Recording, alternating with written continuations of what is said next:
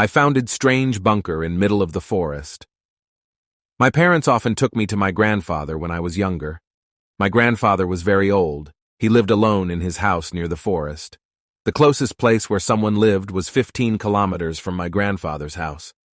Since I lived in the city with my parents, it was always uncomfortable when I had to stay alone with my grandfather in his house, which was next to forest. I'm not saying that I was afraid of my grandfather. On the contrary, it was fun with him. But sometimes he behaved strangely.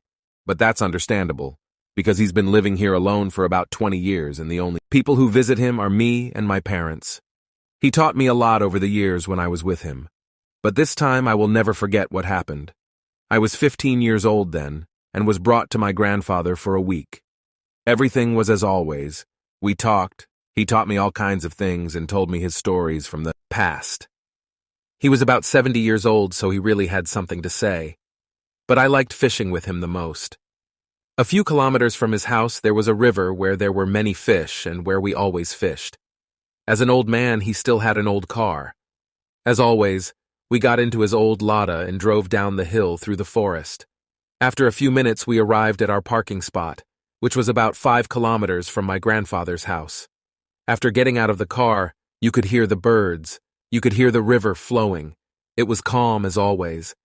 We took our backpacks with fishing rods and other things. We got to the river, which was 1 kilometer from where we left the car. Got everything ready and started fishing. After a few hours, we decided to finish.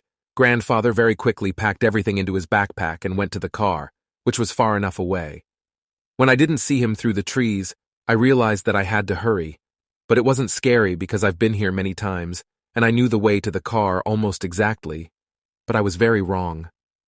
I remind you that we were in the forest, and the only road path we were driving was a good kilometer away. So I was surprised to be so far away from the river that I didn't understand where I was. But then I saw some old crumbling road that I have never seen before. My curiosity got the better of me, and I decided to follow road and see where it leads. But now, looking at everything that happened, I was lost, and I decided to follow some old grassy road, and I will soon regret this decision. Finally, as I was walking, I saw some kind of cement structure. When I got even closer, I realized that it was the entrance to the bunker. When 200 meters separated me from the bunker, I felt a strange feeling. My intuition told me to run, but I didn't. I was now 100 meters from the bunker. The wind got stronger, and then I realized that I could see some strange figure in the darkness of the bunker. Probably every normal person would start running, but for some reason I thought it was my fantasy playing with me. I put my backpack on the ground and took my phone in my hands so I could use it as a flashlight. At that time, my back was turned to the side of the bunker, and I bent down to put the rest of the stuff in my backpack on the ground. Then I stood up and slowly turned towards the bunker, and the strange figure was still deep in the darkness of the bunker. I was right at the entrance of the bunker. Then I went into the darkness of the bunker, stretched out my hand, and walked towards the strange figure. When I was right next to it, I decided to quickly turn on the flashlight of my phone and shined where I could see the strange figure, and there was nothing. But I saw a thick, rusted iron door. On the door was written in Russian "First Floor." I understood that it was some kind of a bounded laboratory of the Soviet Union. I went to the door, grabbed the handle, and started to pull the door towards me. The door began to make a creaking sound. Then I saw that they were locked with an old chain. But there was a small gap between the doors. But then I heard a strange sound, like someone was just taking a very loud step. I got scared and jumped back. Then I decided to put my ear to the gap and listen better, but there was complete silence. I decided to try to see something through the small gap.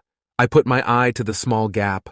I was going to try to light up the darkness of the room with the flashlight of my phone. But I saw that on the other side of the door, there was a completely red eye that was looking at me, and then that thing said, "Run," in a cold and low voice that I will never forget. I was frozen for a few seconds before I realized what happened. I took a step back and started to run out of the bunker while looking over my shoulder at the door. Until I bumped into something, I was afraid to look at what I bumped into. But I looked up. It was my grandpa. I lowered my head and hugged him and started crying. After a good minute, I calmed down crying, but then I felt my grandpa squeeze my shoulders and started giggling. The giggles turned into loud laughter. I lifted my head up to look at my grandfather, and I saw an inhumanly wide smile. From his nose, eyes, and mouth, blood was running, and in a cold voice he told me, "He chosen you." I hope you enjoyed it. You can find this story text in few of my other platforms. Links is in description. Thanks for listening.